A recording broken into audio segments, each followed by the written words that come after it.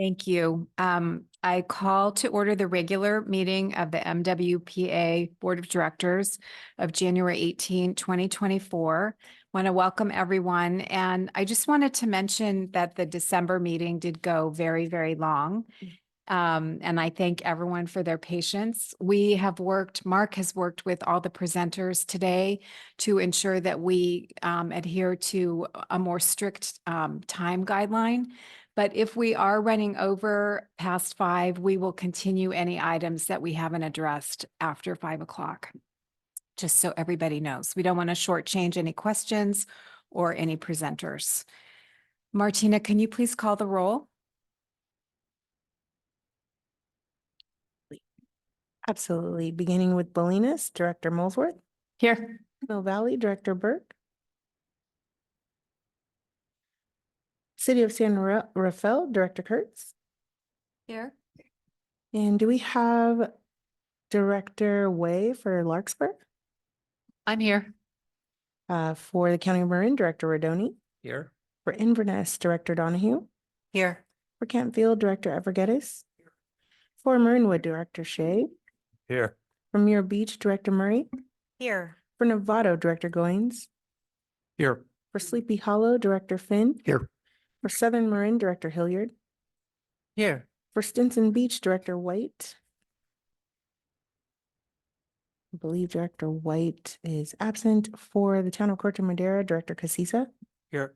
For Fairfax, Director Kohler. Here. For San Anselmo, Director Feynman. Here. And for the Town of Ross, President McMillan. Here. And I did want to inform the board that we do not need to call names for the vote. We can do the full room vote today. Thank you, Martina. Wonderful. Are there any adjustments to the agenda? All right, number 4, open time for public expression. The public is welcome to address the Board of Directors at this time on matters not on the agenda that are within the jurisdiction of the board. Please be advised that pursuant to the Government Code Section 54954.2, the board is not permitted to discuss or take action on any matter not on the agenda. Comments may be no longer than 3 minutes and should be respectful to the community. Please silence your cell phones during the meeting and mute your microphone when not reporting out. Is there anyone in the audience who has public comments? If there are any members of the public, please raise your hand in the reactions. There are no hands for comment. Thank you. Number 5, Executive Officers Report. Mark Brown will provide the staff report on this item. Good afternoon, everybody. President McMillan, board members, in light of the reminder that we need to stay on track, I will be as brief as possible. Since we did have Martin Luther King's birthday, I thought it would be good to reflect upon that. And I know that my personal reflection about thinking about Dr. King and about the era that he grew up in, an era that I was not around for, but an era that I've learned about, was just his strength and his courage to approach the strife of racial injustice in the way that he did. I think the way he handled it was far harder than it could have been. And I think about the way he handles conflict, and I try to emulate that when I can. Supervisor or Director Rodoni has made it difficult for us to recognize his presidency. So I'm calling him out right now, thanking him for his time and his leadership that he provided for, amazingly, it's year 3. It's hard to think that it was year 3 and now we're well into year 4, but we do have a plaque and we wanted to thank you for your time.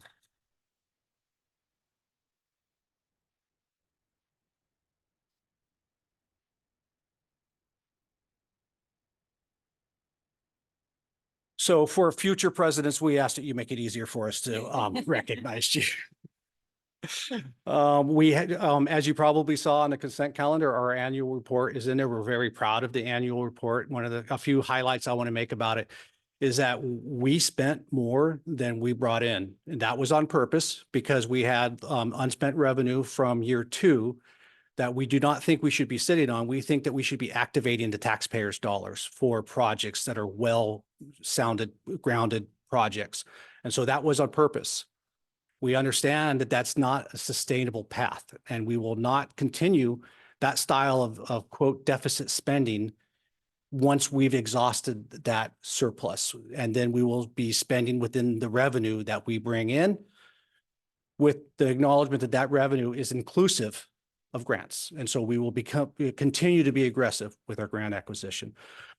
Two things I would like to point out about the annual report is the last page is intended to be a one-page guide for you as board members and council members for your independent jurisdictions for what's happening in 23-24. The staff report is meant to be a one-pager for you on what happened in 22-23. And the last thing about the annual report is that President McMillan had a great idea that the president and the executive officer each year that we publish the annual report can author a marine voice piece, send it to the IJ and have that published. So we'll start working on that. Master services agreements, another item that's on consent. I'll be brief. You guys have been well informed about the RFQs that we sent out for several types of services. The whole idea is to streamline, and I'll use San Rafael as an excellent example. San Rafael has excellent bandwidth within their organization. They have a procurement policy. They have been using that procurement policy to get contractors to work on MWPA core projects. They pay that. Then they send us an invoice with all the invoices from their contractors, and we reimburse San Rafael, not the most efficient. So this process is set up so that we have a pick list of contractors that have been vetted, qualified, and we know that they can do the type of work we want them to do. San Rafael says, we need to do this project. We go to our vendor list, we put that vendor onto the project, and then we get invoiced directly. So we cut out the middle person. Insurance rates, you may have seen that State Farm has increased, what was approved to increase their insurance rates by 20% by the California Department of Insurance. There may be a lot of people that are unhappy about that. I may have an unpopular opinion of this. I'm a State Farm customer, and I am happy it's only a 20% increase. It's arguable that the insurance industry in California has been underpriced by 40%, and that's been the benefit of Prop 103. It's kept insurance rates low. However, we're going to see a steady climb of California Department of Insurance approving increased rates, but it at least lends us to think that the insurance industry will stay in California. And there's so many other ways that we're trying to work with that. There's also safer from wildfire regulations that when these new rate increases get approved, along with that rate increase approval comes with the mandate that they provide discounts if they meet items that are within the safer from wildfire regulations. We inspect positively and negatively for those items. We can tell the resident, you meet these items for discount, go to your insurance broker and get those discounts. And if you ever want to learn as much as you want about insurance, I encourage you to listen to Michael Wara. There is nobody that explains what's going on with insurance better than Michael Wara. If you want to email me, or actually I'll just send out a link to a couple of his videos because he's amazing in talking about it. Tomorrow, Ann and I will be participating with Cal Poly San Luis to talk about planning for wildfire resilience in coastal Marin County. It's an ongoing webinar series that they have a CAL FIRE grant to host these webinars and in-person visits for training and how to implement different types of activities across the state of California. We have 90+ people enrolled and some very interesting names. So again, we'll send that, or have we sent that link out to the? Yes, it's in the staff report. So, and we'll get a recording of it and we'll make sure that you guys have a link available.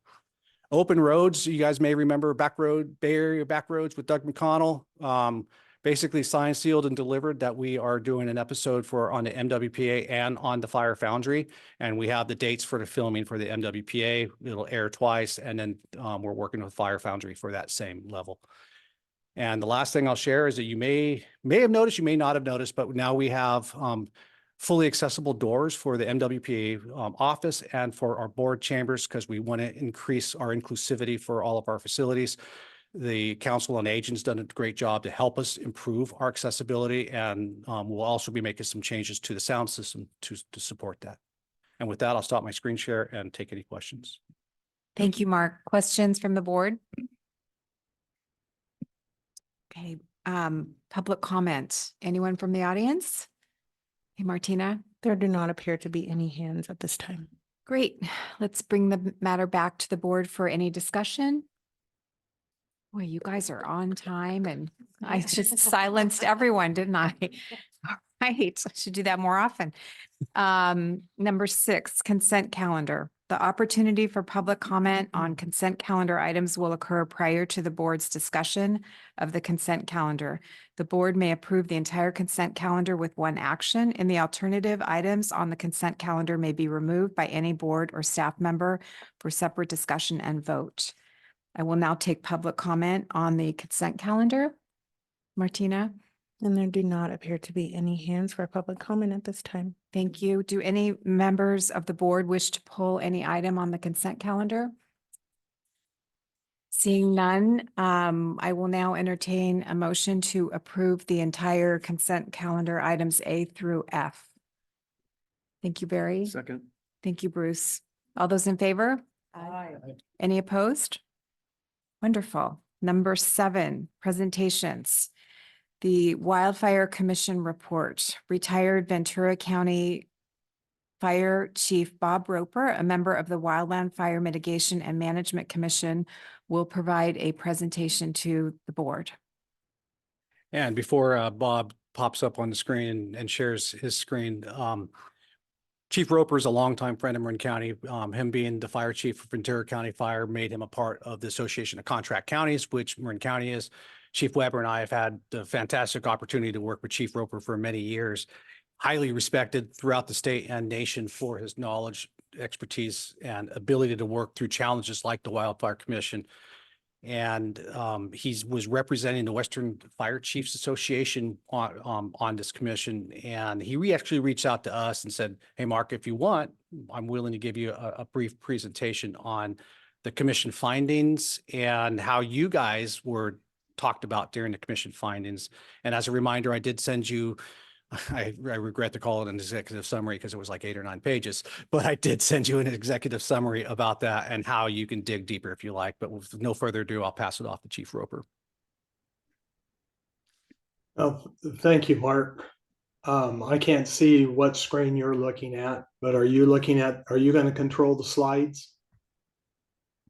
Thank you for the reminder.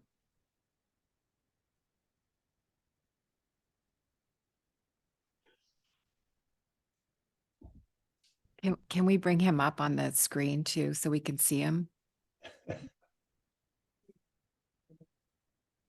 Bob, could you turn on they're asking if you could turn on your camera. Okay. Thank you. Welcome. Well, welcome. Thank you for the opportunity to share with you what we've done for the last year with the Wildland Fire Mitigation and Management Commission. You can go to the next slide. The commission, I'm going to be going really fast through this because I know you have a strict timetable on your agenda. So stop me if I'm going too fast. But right now, the commission's report, we started in September of 2022. It was actually supposed to start in January of that year, but Congress forgot to do appropriations and some other things to actually enable the commission.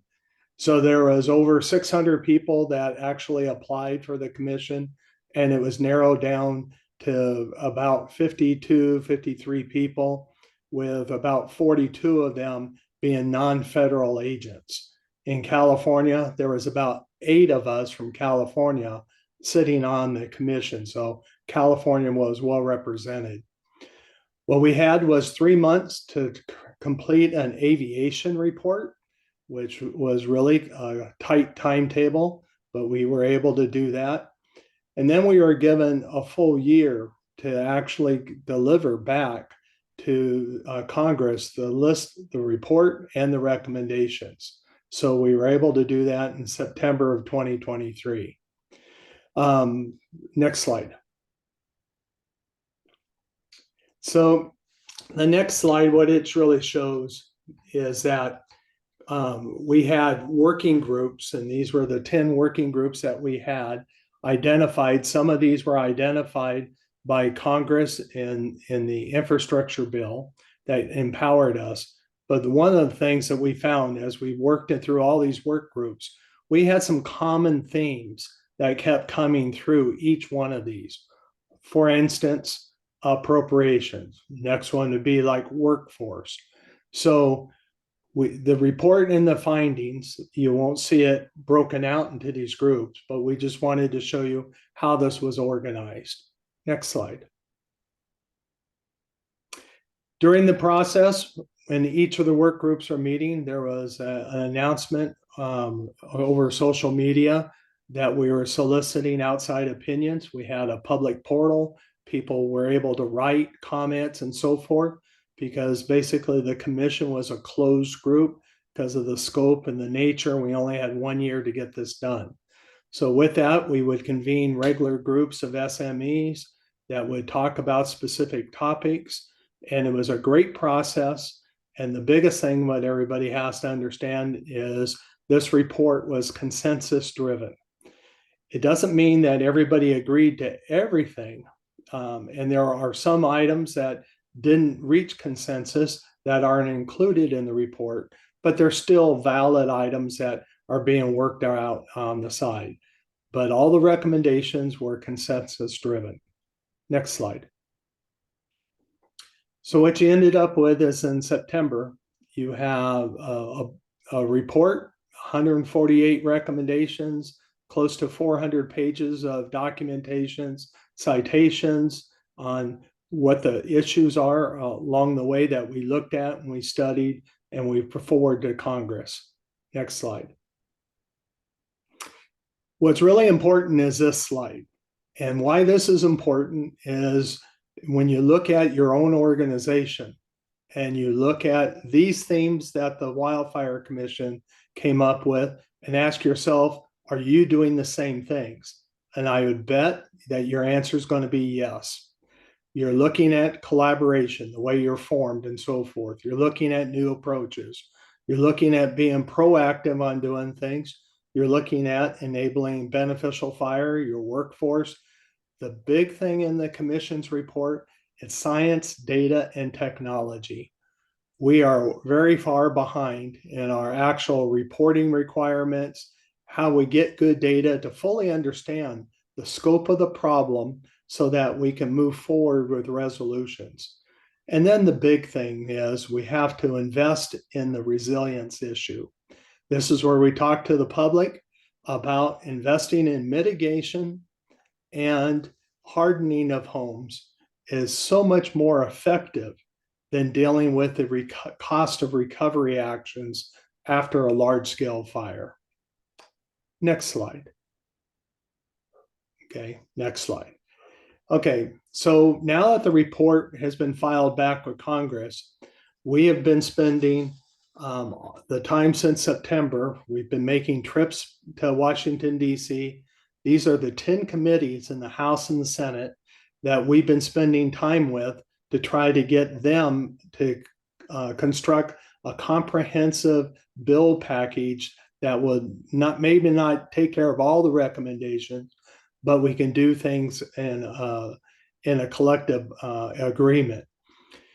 With a lot of issues between funding in Congress and all the distractions that we have and so forth, it's been tough to get Congress to focus on the recommendations of the Wildfire Commission. But we haven't let up, and we're making inroads on that. We have several bills that are being talked about. They've been shared with us to looking at making what we call a fire environment center to be able to get intel and to be able to create decision support tools and be able to share that out with all the communities in the country. There is the Wildfire Caucus in Congress. There's 20 members of that. 10 members of the caucus are from California. So we actually have a lot of ways to go with that, but we just still have to get that Wildfire Caucus up and going because they're just started in the last year. Next slide. So the question becomes is that the commission was only embodied and impaneled to really work for 1 year to create the report. We also were impaneled for 180 days since September, mid-September, to follow up on the report and so forth, to answer questions, testify, which we have been doing. But come by April 1st, the commission basically goes away. So the question is, what happens to the report? What happens to the recommendations? So they just don't collect dust. So what we're looking at doing is forming a coalition body that many more groups can join. Yours could be one of them as this matures, so that we have one voice that continues to work with Congress, continues to stand behind the recommendations in the report to push things forward. So in the future, I'll be able to share information back with your entity, with Mark, and let you know when those opportunities to reach out, talk to your legislators, and where we're driving things. So with that, I'll just stop and ask if there's any questions. I'll be happy to and try to answer them for you. I'd like to add just one quick observation. Over the last couple of months, I've been at 2 conferences where there's been a presentation on this commission report.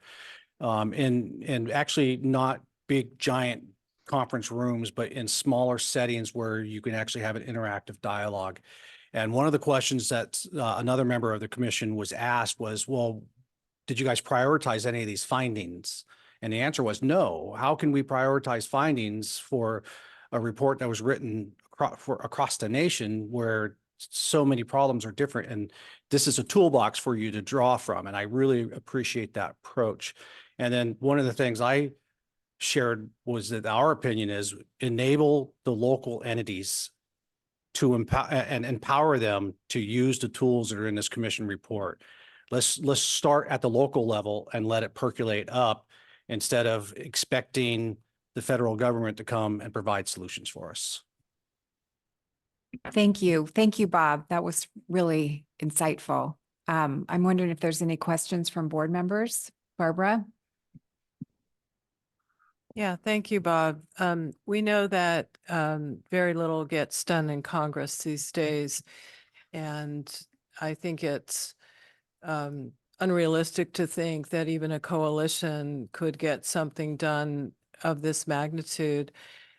Going back to what Mark just discussed, prioritization, it would seem like to me one approach might be to prioritize what you want legislation for, and then to reach out for a specific congressperson or senator to push forward that. I think, I'm just wondering if there's any thought given to that. I think it'd be better off lobbying for a specific bill that you want rather than trying to do something comprehensive, given the nature of what we have in Congress these days. Do you have any thoughts on that? Yeah, like all of you, when we look at Congress, we look for leadership. And Senator Romney out of Utah was the key behind getting a wildfire commission going. And just when we're completing the report and looking for him to champion it, he announces his retirement. And so we're still looking for the leaders in Congress that we can look for moving things forward. We do have several items that we're looking at doing single bills on, but we know right now in reality, this next year is going to be a real tough year to get a lot of key legislation done because of the presidential election.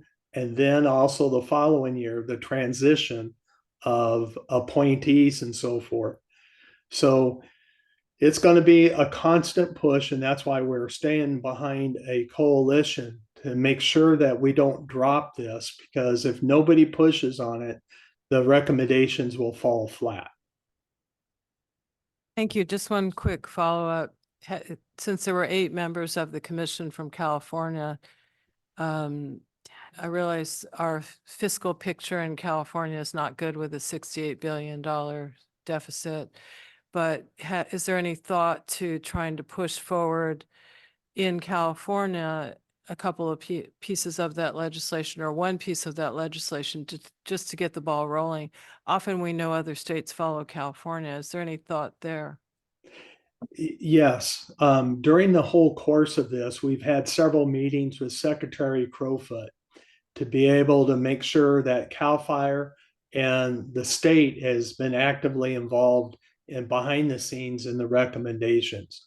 So the task force in the state is moving forward in conjunction with the recommendations in the report. And we're looking at right now, some meetings are happening over the next couple of weeks on some proposed legislation to do exactly what you're asking. Thank you. That sounds great. Bruce. Hi, thanks for your presentation. I'm a 40-year Forest Service employee. And thank you for your work on focus on appropriations and targeted legislation. My question is, what I experienced over my career was a long, slow decline in appropriations for forest health and forest restoration to U.S. Department of Agriculture, those agencies. The other issue that has largely come nearly insurmountable is getting through the NEPA process associated with forest management activities, forest restoration,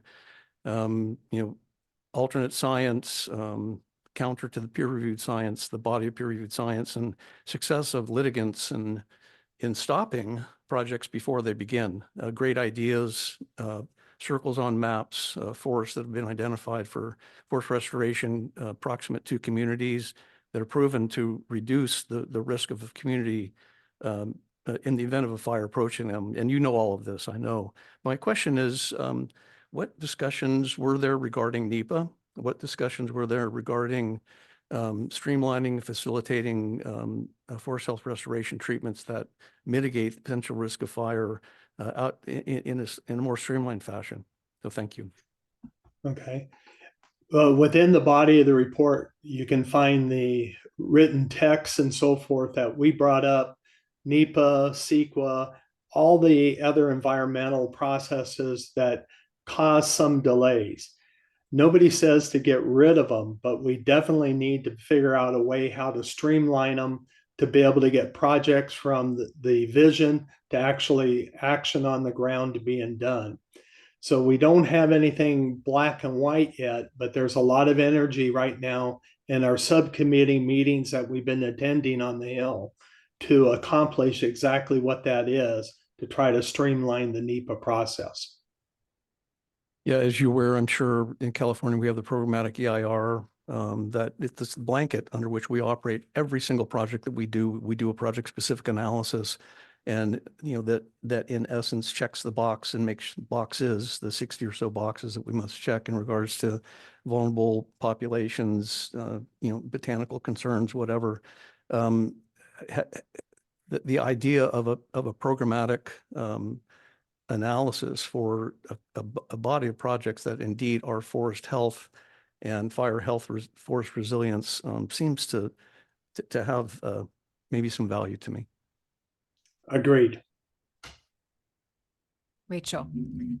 Thanks for the report. It's great. And thank you for the summary. That was really helpful. Do you have a question around the Community Wildfire Risk Reduction Program? As I was reading that, it sounded almost like that was MWPA. And I'm wondering if that really is the recommendation to look to local counties and jurisdictions to establish programs, or is that really at the federal level? No, it really goes down to the local level. Your organization is really kudos to you because you're a leader in this whole field from everything that you're using. Your organization was brought up several times during the course to orientate the commission members on what you're doing. Everything from the community self-funding of how you're doing it to the organization. So the community risk reduction is designed only to be talked about at the federal level, but the actual implementation has to be done at the local level. I did read us in there. All right. Perfect. Thank you. So I have a question, Bob. I'm not sure it should be directed to you or to Mark, but since Mark is so much more familiar with MWPA, I'm just wondering if there's anything in the report that's recommended that MWPA is not doing that we should be consider doing. Bob, I'll take a stab at that, and I've put some thought about it already since Julie prepped me with this question, and you could tell me if what my thoughts are in alignment, but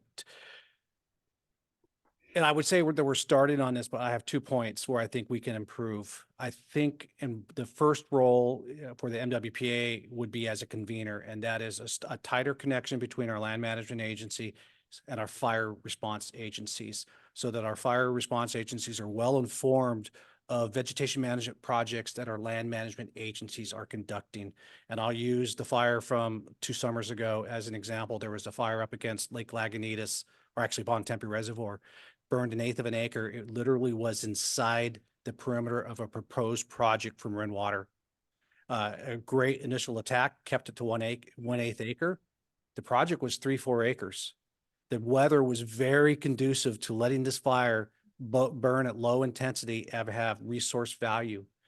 Had the firefighters known that that project was planned, and they see that the weather is a good weather day to let that fire grow just a little bit, then we get resource benefit from that fire. And then we can use that as an educational opportunity with our public to say, all right, there's this fire here, bad, but it was actually in a proposed area and we were able to use it for resource benefit. So that's one connection I think we can do. The other connection is part of our science and technology, connecting it with the response side of Marin the Marin Fire Service. No one has better data on risk scores for homes than we do. And we are developing great data about where our shaded fuel breaks are. Our fire service uses a program called Tablet Command, and where they could turn on and off layers. And so I'll use Kent Field as an example. We have a fire in Bill Williams Gulch. It's running up towards Crown Road. It would be great if our battalion chiefs, our engine companies can pull up the risk assessments and have green, yellow, red identified where that fire is burning. So they could see, wow, we have tremendous risk. We have homes that aren't well prepared, or we have tremendous risk going towards homes that are well prepared. And it's actually burning towards where we've done vegetation management work. And a great thing about the way Tablet Command works is that if it is that rapidly growing fire that we have resources from out of county coming, they would have access to that as well. So that's where I think we can move forward. Great. Any other board questions? Martina, can you see if anyone from the public has a question? Oh, wait, Chief Tyler has a question in the audience. Can you go to the podium? Thank you.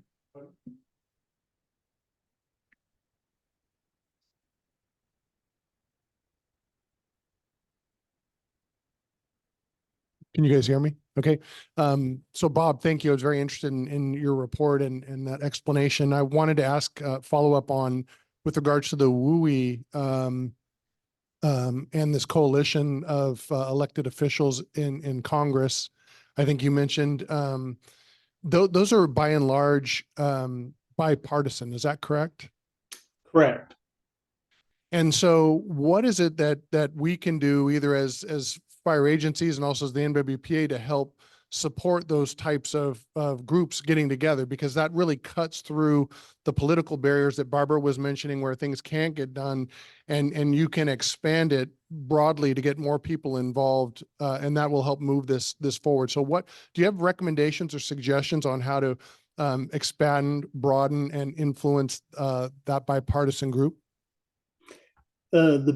In response to your question, the best thing I can do is I will forward the list of the Western Wildfire Caucus to Mark. He can share with you, because I believe you have 1 or 2 legislators that are part of that. Reaching out and using them as advocates to help get their neighbors going would be helpful within Congress itself. And what we intend to do is, at least within the fire service, we have a meeting coming up here in about 3 weeks. Once that meeting's done, we'll be reaching out to fire chiefs across the state asking them to get a hold of the 10 members of the caucus to let them know what our needs and desires are to try to help push that group forward. Great. Thank you. Martina, can you see if anyone online has public comment? There do not appear to be any hands for comment at this time.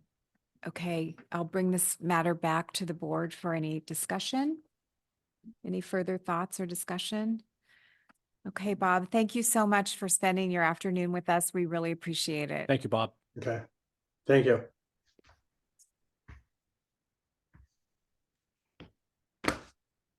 Number 8, action items. A, approval of Genesis Protect EVAC, formerly Zone Haven subscription inclusive of a traffic modeling component. Mark, do you want to introduce this item? I do. Thank you. And we do have Leo's Lyman and Steven Sickler here to help us present. I'll give a little bit of background since some of the background is 3 years old. And it started with our evacuation ingress egress risk assessment where we thought we were going to have to make an evacuation management platform. But then we found out that there was Zone Haven and we were able to enter into an agreement with Zone Haven. At the time that we entered into that agreement, we had talked at the board level of whether or not this should be MWPA fully funding the Zone Haven or should there be a cost share. And it was decided that it's in perfect alignment with the JPA language. B, it would be really hard to prorate how much of the use of Zone Haven would be for wildfire compared to how much it would be prorated for non-wildfire events. So the board felt it was appropriate for us to fully fund the subscription. MWPA's only role in that is to provide the funding and the support to get it up and running. After that, we pass it off to law enforcement, fire, and Office of Emergency Management to operationalize it. Zone Haven had always intended to put a traffic modeling tool into the product, and their solution is through a partnership with Ladris to be able to provide that. And I know we've all seen the results of the Google study for Mill Valley, how much it benefited Mill Valley. And we've had numerous phone calls from communities going, hey, can we get that Google study? And the fact of the matter is Google is not interested in creating that Google study for all the other communities. If they had charged Mill Valley, it would probably been in the tune of $200,000 to $300,000. And the difference is it's a one-time snapshot of time. There is no ongoing manipulation that you could do. Well, what if we do this? Well, what if we do that? It is a snapshot in time. The tool with Ladris is not that one snapshot in time, and it would the Ladris product gives us the ability to play out everything we want. It also is available as a real-time evacuation tool. Chief Navarro from Mill Valley PD, who the recipient of the Google study, calls this Google on steroids. And he's wholeheartedly behind it. The police chiefs are all behind it. We've met with OEM. They love the idea of the product. We've brought presentations to the advisory technical committee and the operations committee. Operations committees are very much behind it. Chief Tubbs called it the Holy Grail because it has the real time. And then I had to write this down after Chief Weber when instead of saying yes for the vote, he says an enthusiastic yes. So that's the type of momentum that we have behind it.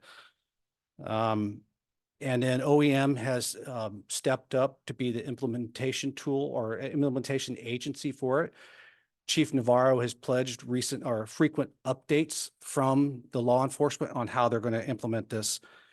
And if approved by the board today, then we will meet with Ladris and Genesis to be able to create an implementation timeline that we can share with you. For the Genesis Protect EVAC, which replaced Zone Haven, the budget is $81,900 per year. For the if we were to add Ladris, it would be $126,700 a year, which sounds like a lot of money. But if you think about that, there really is not another tool like this out there, number one. Number two, if we were to get a static study for each of our communities, we're talking $200,000 to $300,000 probably per community. So we do think the value is quite evident with that. And We were also able to work with both Genesis and Ladris to look at their terms of use and their software as a service agreement. We had our attorneys look at it, and there were some changes that we felt that we would have wanted. And we were, after my original tentative signature based on board approval, we were able to meet with both Genesis and Ladris and make those changes. And so those changed SaaS agreements are what you see attached. And with that, I'm going to pass it off to Leo for a quick demo on how the product works.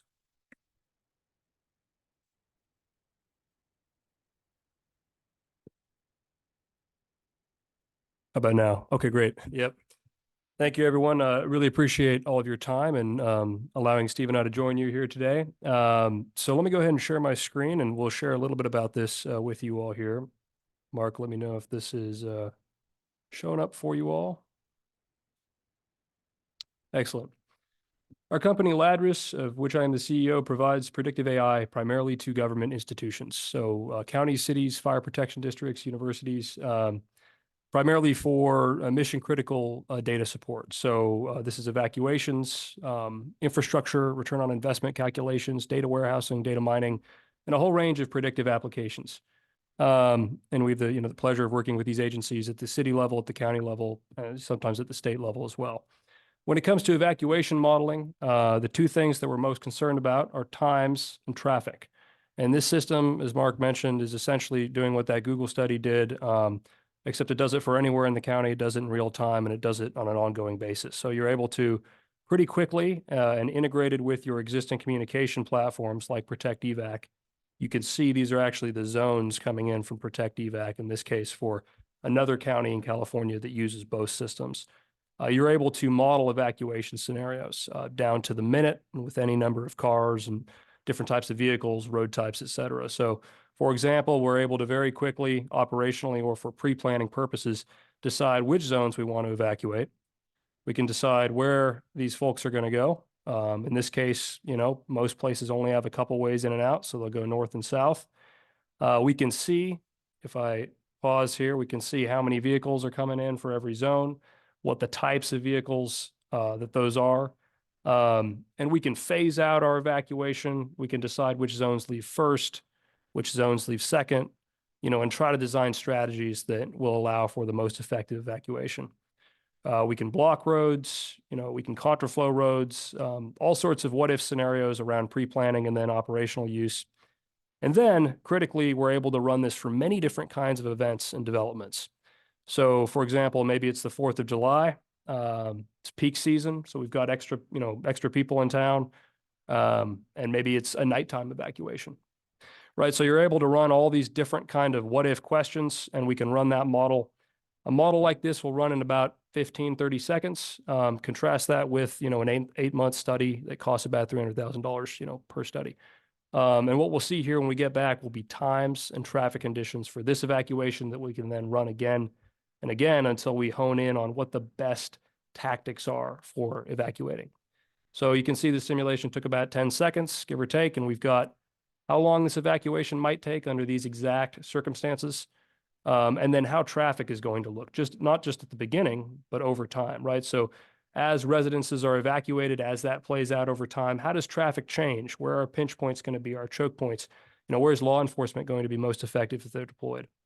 And this then also extends to mitigation planning capabilities, right? So if there's new development that's built, we're able to model the impacts of that new development, new roads, new addresses, new communities.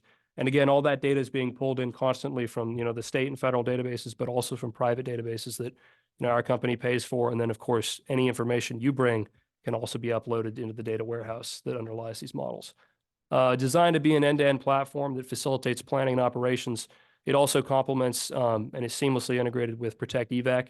Ladris and Genesis are close partners, and this is a testament to that partnership, used operationally as well. So I'll pause there for questions and turn it back over to you, Mark and Steve, if you have anything to say on that note.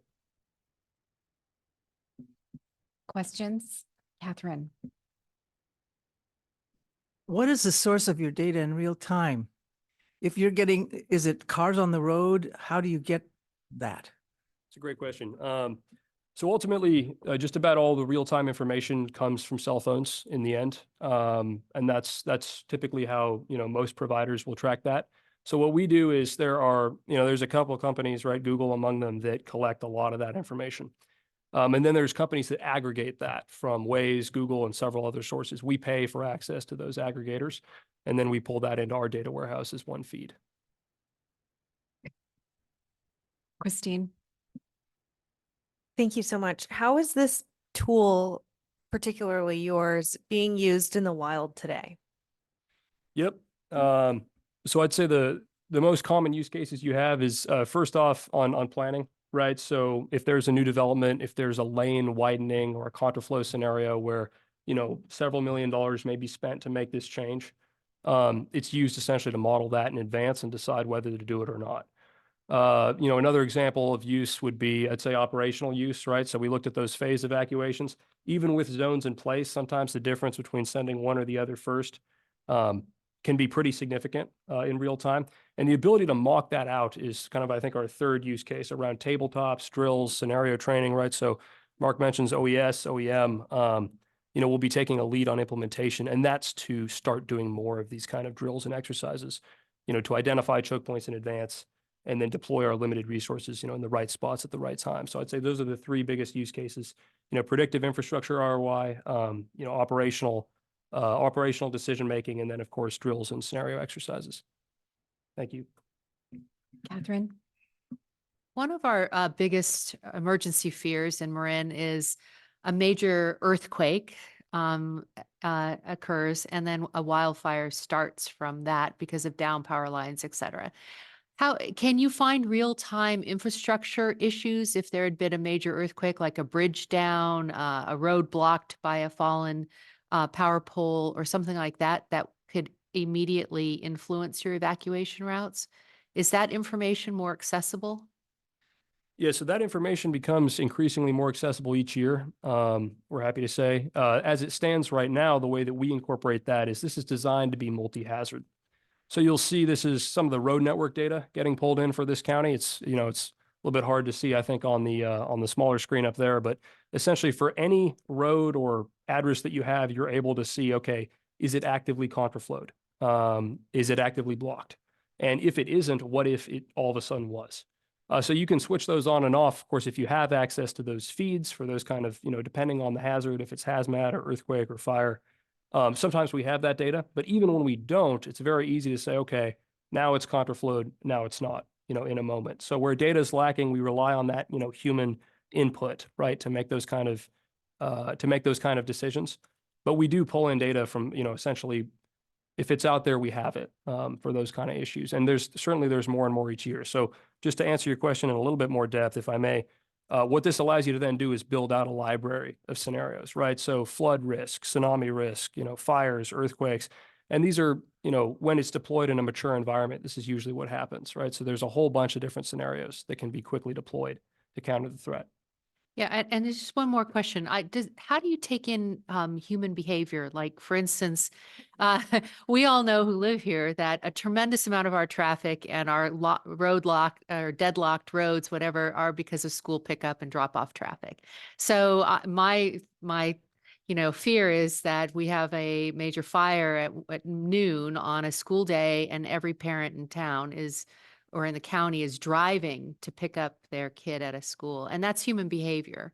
So are there ways to factor that in for how people will engage differently in their usual transit based on an emergency response? Yeah, so there's two ways. That's kind of the golden question, right? And there's two ways to factor that in, and that we do both of these. So the first is explicitly, right? We have access to basically historic traffic patterns at every time of day, for the last decade or so.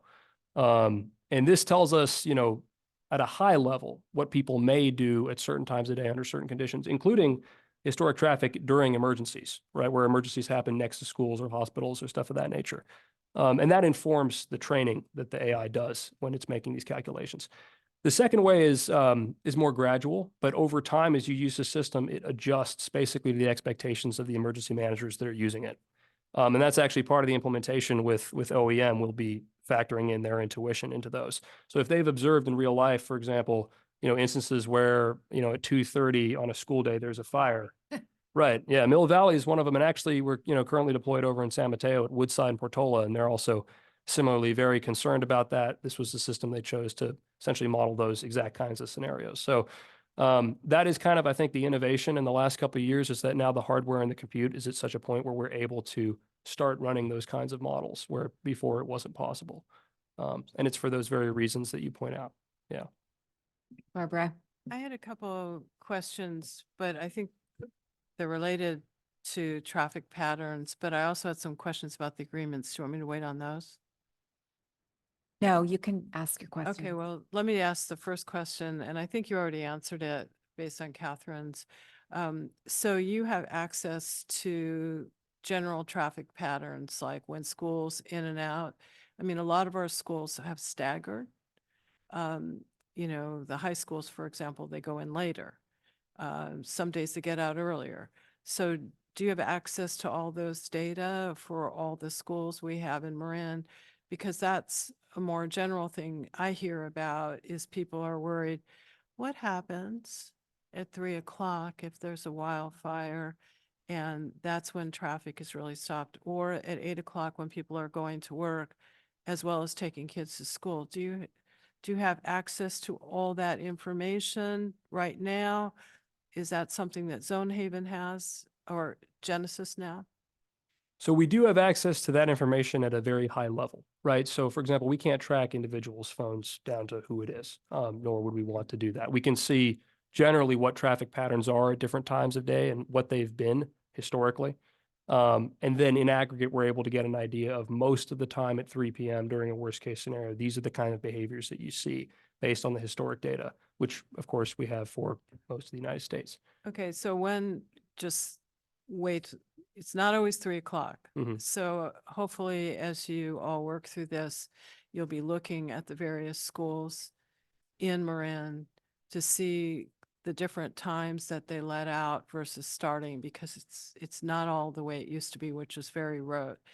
But I have a couple of questions on the agreements, which I had been thankfully going back and forth with staff. But I still have concerns, and I'm supportive of both products. I think this is a great thing, and I appreciate you all bringing this to us. But one of the things I was very concerned about was that, and I've worked on a lot of high-level software for big organizations where we required escrow agreements for source code.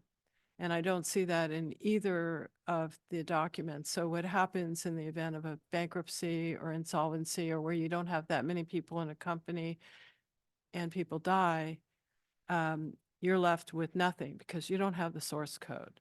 Now, if in an escrow agreement, you end up with source code that you have to recreate the software, but at least you have something to work from. And I know Megan got back to me, Mark got back to me with the idea that they worked with an attorney who has expertise in these matters. I looked her up. She knows data privacy. She does commercial real estate litigation. So I didn't see that. And for some reason, there's a feeling that we don't need that. I'll just throw in my other concern or question is, it seemed to me that we are a good customer, and to demand that we only get a 30% discount by signing by December 31st without the board weighing in is problematic. I think my question is, could we have asked for more time so the board could have met, or could we have had an emergency meeting? It's not that hard to get a quorum because we have so many members. But so questions on why we don't have escrow agreements included in here, which will protect us in the event of some event that could happen. I've seen it happen. I've seen people left with nothing. I've seen it happen where they had the source code and they recreated the software. So Who I'll wants start. to answer? Yeah, I'll work backwards on that one on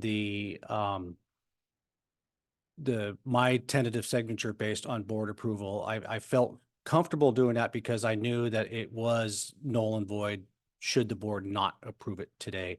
In fact, after my original signature, That's when I went back to Genesis and Ladris, and we did negotiate the changes minus the escrow agreement into the SaaS agreements. And to be honest with you, we did not ask Ladris or Genesis to include an escrow agreement because knowing that we've had escrow agreements in previous SaaS agreements, we knew that that was something that we like to have. And so as we did our due diligence, we also have a second attorney from Redbridge Law that has negotiated thousands of SaaS agreements. They all feel that in this situation where we have an off-the-shelf product that we are looking at Ladris and Genesis for, that it's their source code, it's what they have developed. What's important for us is that we get that any outputs that we have using our data that we have access to, and we do with or without an escrow agreement. The source code would, like Barbara mentioned, would be something that if we required them to have the source code and they agreed to that, we would then have to take the source code and go through the creation of software. And through bankruptcy, it's actually as we were researching this through bankruptcy, the bankruptcy court could say, we don't care that you have an escrow agreement, you're not getting the source code. So we felt that it wasn't an appropriate ask on this agreement. Compare that to our STI agreement, where we actually asked them to develop something for us. And that's where having the escrow agreement made sense to us. And that's why we didn't move forward with it.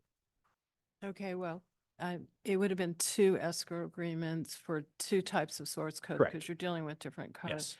So I respectfully disagree. And I would also say in the future, if these kinds of things come up, I don't think it's a good idea for our executive officer to sign an agreement.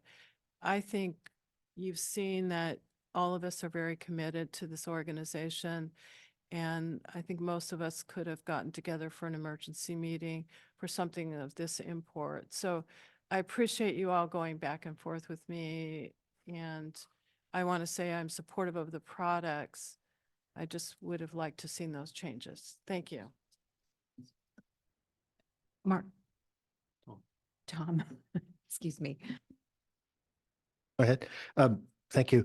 I share some of Barbara's concerns, but I don't believe that an escrow agreement is the answer here.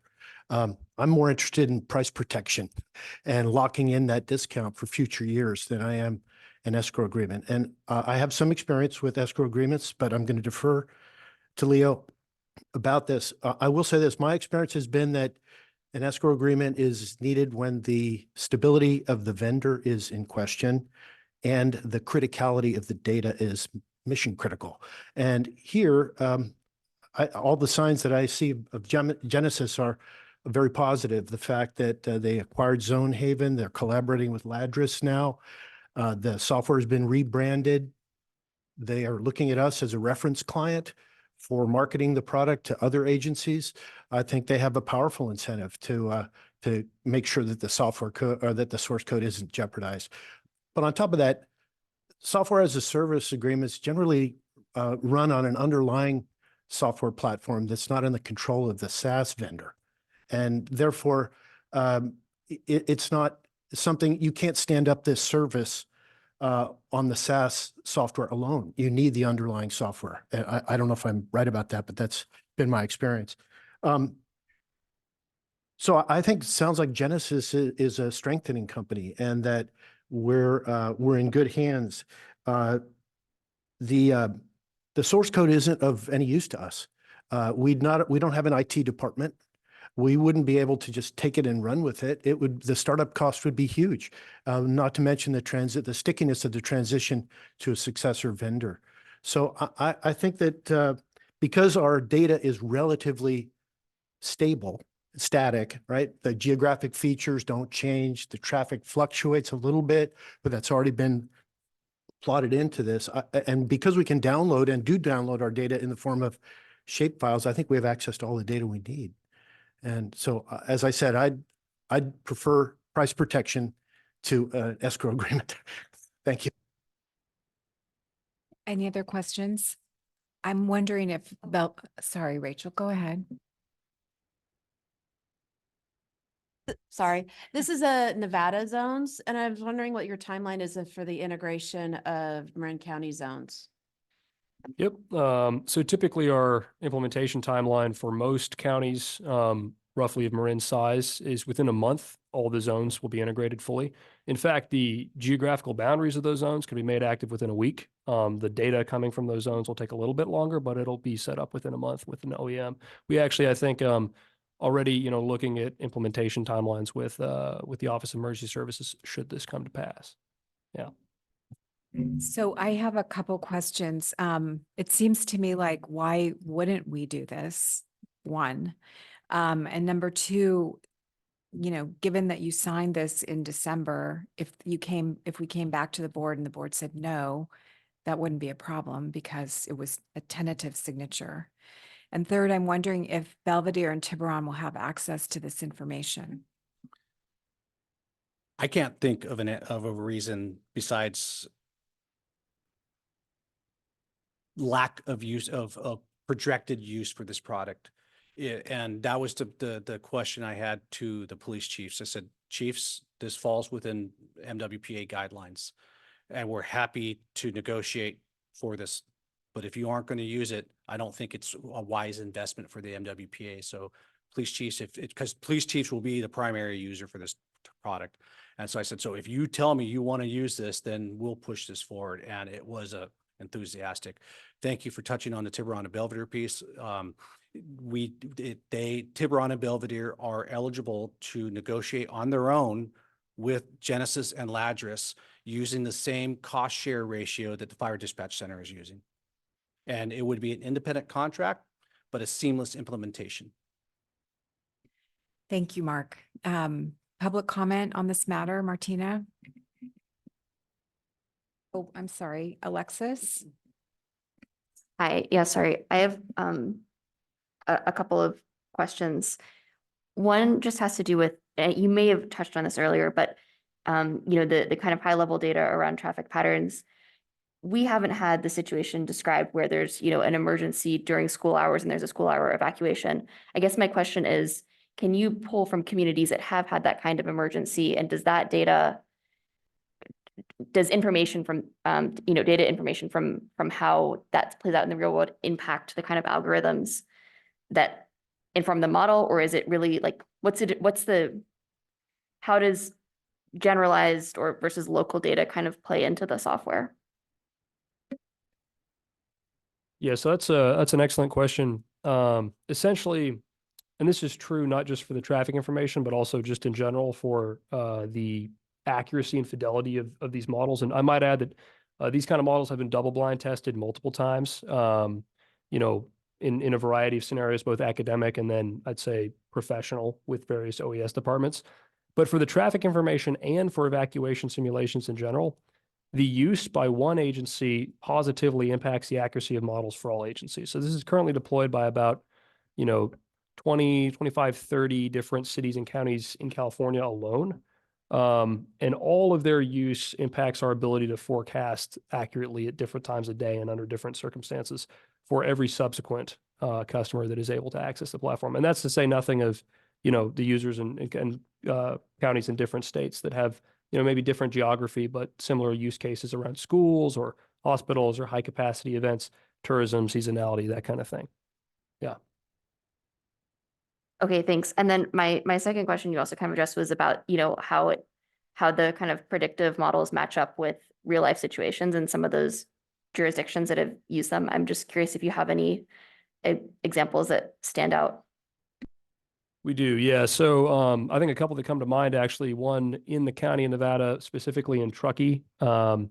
They probably have done the most testing out of anyone on this, being that they had the mosquito fire a couple of years ago. Before that, they had, I'm forgetting what the name of it is, but they've had several large fires. And we have, not just testimony from, but essentially analytical results that say these are, damn near exactly what we saw when the actual event happened. We've also done academic research. We work closely with University of Utah, Tom Kova's lab, who actually was featured in the MWPA report, I believe, on the state of the science for evacuation modeling, as well as, some of the former researchers from Old Dominion who've put out the, open source products as well. So we do pretty much every year various verification studies, and then with every agency, and it'll be part of the deployment process here as well. there will be back testing that occurs against historic events, whether that's fires or something else, to ensure that the model is calibrated correctly for your local data. That's very cool. Thank you. And then a question, or for you, Mark, is how do you, I mean, how does this, I understand that they're different products, but can you just talk about kind of the operational use of the Sonoma Tech tool versus, you know, the Zone Haven tool or whatever we're calling it now? And just, you know, kind of on the ground, like when would a professional go to one versus the other? Such an excellent question, and stay tuned for the February board meeting where we will expand upon that, but I'll just daylight that the evacuation ingress egress risk tool is a planning tool only. And it doesn't give you the if this then that optionality. So now if we want to get into the if this then that for traffic planning, we have this tool. And stay tuned for next meeting on the if this then that for other aspects.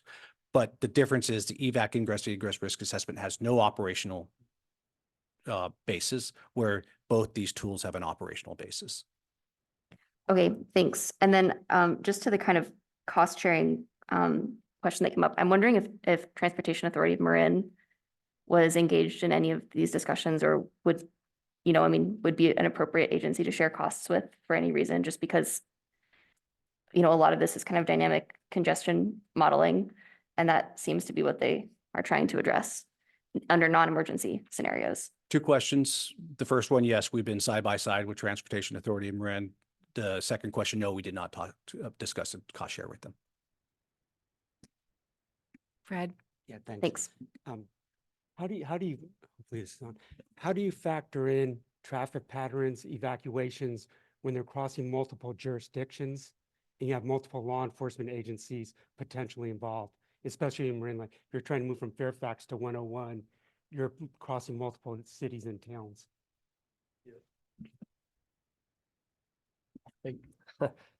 Yeah, so that actually reminds me of one of the other questions I think that was asked today, which is what are the common use cases? Well, multi-jurisdictional planning is another sort of, I'd say, like premier featured case for this tool. So for example, over here in Orange County, and you can see there's a ton of live traffic data being pulled for them. I think they got, what, 3 million people down there. These kind of evacuations that they run will essentially almost immediately cross city boundaries. And so, you know, not only do we have the data for that, it's part of the model expected most of the time that these large evacuations will cross multiple jurisdictions. And that sometimes there will be dynamics that occur, you know, where they cross, right, between law enforcement agencies, and that coordination is required. So a lot of this stuff can be addressed as a process piece, right? People, process, technology. In this case, the process piece is how do we facilitate that multi-jurisdictional planning? And that's where the value of the tabletops really come in, right? If we have, you know, as Mark mentioned, the police chiefs from the constituent cities, you know, working in concert and running these kind of models in advance, it improves the odds that they'll be able to handle it effectively when it occurs, right? And we have the data to back that up, but, you know, we really focus on the process piece as much as anything else with that part. Yeah. One comment to the question was asked previously. From an operational standpoint, I think it's important to recognize that.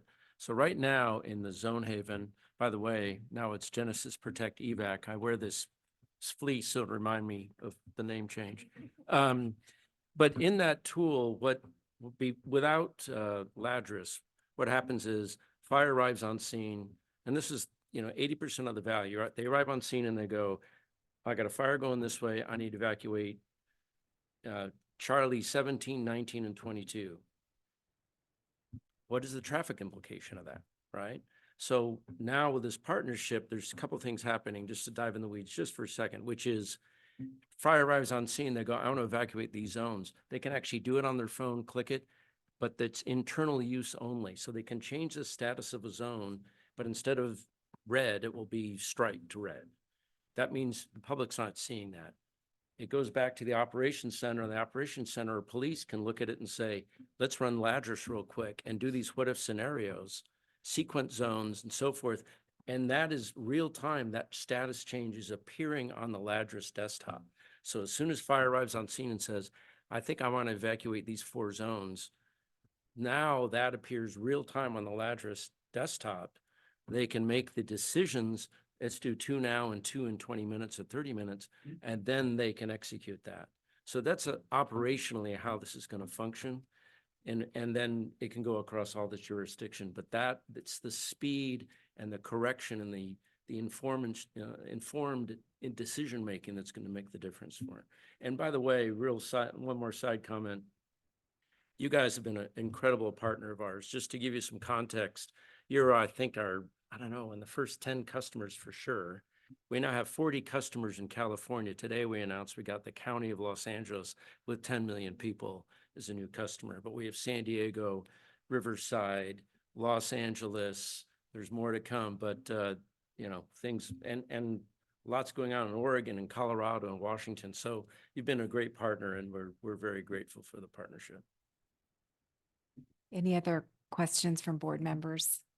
I had one last question. This seems amazing, and it inspires confidence for me as a resident about, who's going to handle my evacuation and how it's going to go.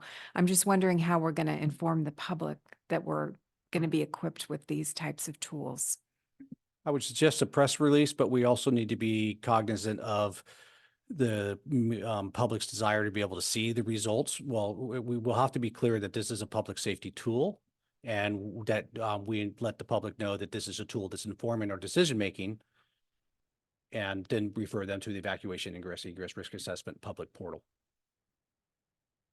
Okay, public comment on this item? There do not appear to be any hands for comment at this time. Great, thank you. Any further discussion by the board? Could we have a motion, please, to approve the order with Genesis and Ladris and authorize the executive officer to sign the order and agreements that are provided as attachments to the order? Thank you, Catherine. Moved. Second. All those in favor? Aye. Aye. Any opposed? Nay. Thank you. Thank you both. That was you. really an incredible presentation. Our heads are spinning. All right, action item 8B, Citizens Oversight Committee Report Fiscal Year 2021-2022. Mark and COC Chair Jennifer Howard will present this report. Yes, thank you. And I'll basically go through a synopsis of the findings and staff's response to the findings, which were vetted with the executive committee back in November. Jennifer's here to solicit any feedback that she can bring back to the COCs and perhaps provide any clarification if I missed the boat. But first of all, I want to extend once again our thanks for the work that the COC does. Volunteers.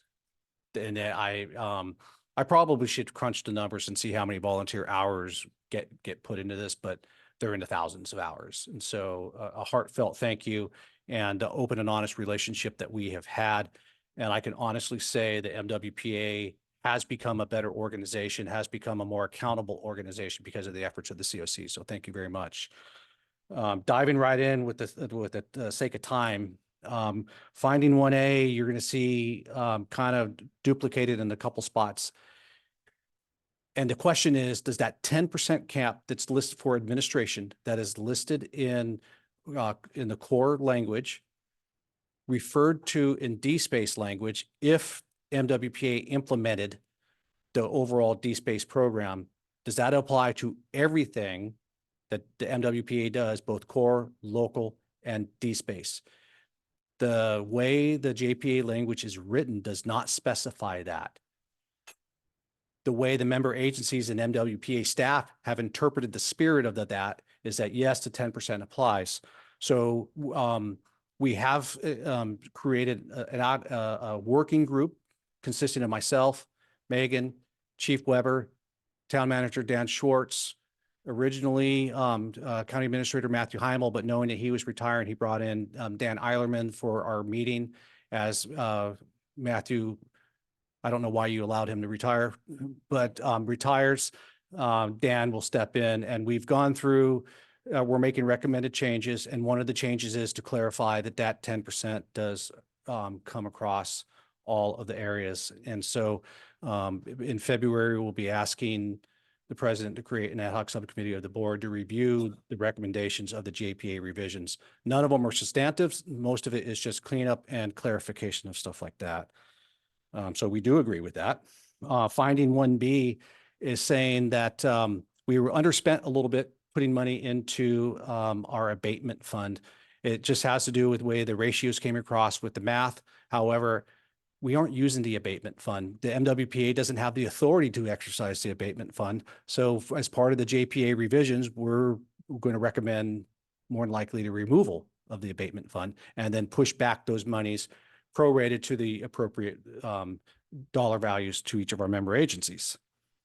Finding 1C is very related to 1D. 1C is talking about it, the JPA language says we need to spend 80% of the core on vegetation management related. 1C is talking about us as a whole. 1D is talking about each zone. We have not gotten all the way to the 80%, and that's because of year one having so much unspent, year two having less unspent. But that's another reason why we've been spending down that unspent. But we are also making sure that A, we have a $3 million restricted reserve policy, and B, we have enough bridge funding from July 1 to December because we don't receive tax revenue. And our goal is by June 30, at the end of every fiscal year, we have $4 million available in our fund balance to carry us through. And what you guys approved as our amended budget does meet that $4 million for the fund balance. So we feel that we're on track to get to that 80%, either when we're still crunching the numbers, we might be there now, but by the end of fiscal year 23-24, we feel we'll be there. The next item 1D is talking about for each of the zones and that we need to meet the 80% requirement for the revenue received in each zone. Again, we had a little bit of backlog because of not being able to have the bandwidth to get projects done in years 1 and 2. But you could see that year 3, we actually made tremendous progress to that goal. We are, like I said, we're still crunching the numbers. I'm 90% confident we actually will hit that 90%. If we aren't in 23-24 or 22-23, we will in 23-24. So the other one is the COC is kind of taking a little bit of a different track, which I totally agree with. Rather than the COC reaching out to each member agency and auditing, for lack of a better word, or holding the member agencies accountable, they feel that what they need to do is make sure that the processes that the MWPA has created are consistent with holding our member agencies accountable. And they need to see that that process is in place. They're finding, and I completely agree with this, is that we have not reached the level of accountability that the MWPA should be at. I agree with that, but they also recognize it's because we're a growing organization and we didn't have the bandwidth. And so each year we're increasing our levels of accountability. The first level of accountability is during the project review, work plan review, and ensuring that there is alignment with the work plan and the Measure C language. Then after the fact, and that's what we're working on for 22-23 now. Anyway, is that we send them a table. This is what you said you were going to do. And then the member agencies have to fill out that table and say, this is what we spent. If we underspent, this is why. If we overspent, this is why and how it got covered. And if they had any problems with that spending. And then I'm able to go through and make sure that everything's in alignment. Number one. Number two, rather than digging deep on every project, we're starting to say, you know what, if you have this type of project, I'm sending letters to the agencies. Chief Tyler's sitting behind me. He received one of those letters saying, hey, we're kind of doing an audit on these. I need data based on these projects that you had. And then they send me that data. And then that's how we are maintaining that accountability. There is one spot where staff didn't 100% agree with finding, and 2B is very similar. So there's one spot with finding 2B that staff didn't necessarily concur with the COC, and that is for the COC wanted to see why that spending didn't happen. Quite frankly, we don't feel that's in the purview of the COC. We think it's very important for us, and we are asking for that information, but it's not necessarily pertinent to the COC. 2C is a very similar thing again, and that is for us to continue our evaluation of pre-Measure C spending to make sure that our member agencies are still spending what they spent prior to Measure C. We're still working on that. It's not 100% complete, but we feel that we'll get there. 2D is the COC wanted to make sure that we had enough of these controls and policy language to make sure that we're in alignment. We feel the policy language is appropriate. We don't see any need to change policy language. We just need, as mentioned before, increasing our level of accountability and the checks and balances that we have both before the project work plan is approved and after. I think finding 2E, as I mentioned, is very similar to 1A, so I won't touch on that. Finding 2F is again about the 10%, so I think that covers that. And this is where I may have not quite had 100% a clear vision of what the COC's language was, and that is where we have some independent grant programs and the JPA-wide grant program, and also independent chipper programs and MWPA-wide. We feel that there's enough differences. Well, as we have matured, we've actually consolidated these programs. And again, this is the fact that I'm living mentally in 3 fiscal years right now. And so sometimes I forget where I was. And but we also think that our communities have slightly different needs and demands, and that having independent programs can be done well to meet those needs and demands. And then the important thing is tracking and statistics and data, and the fact that now we have all of our grant programs are under one platform, all of our Chipper Day programs are under one platform. It allows for all of the data to come into one spot. But this is where multiple fiscal years come into play. 21, 22, that was not the case. 22, 23, that was the case. So transparency finding, they say that we're transparent, but what was expressed by the executive committee was the descriptor was good. And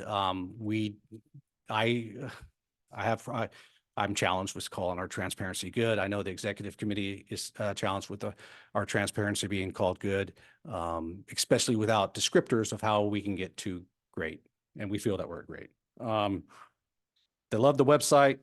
And I do agree with one of their transparency findings that perhaps the data that we provided to them for 21, 22 was not as clear and decipherable as they would have liked it. And that could be one way that a government entity hides things, is making the information complicated.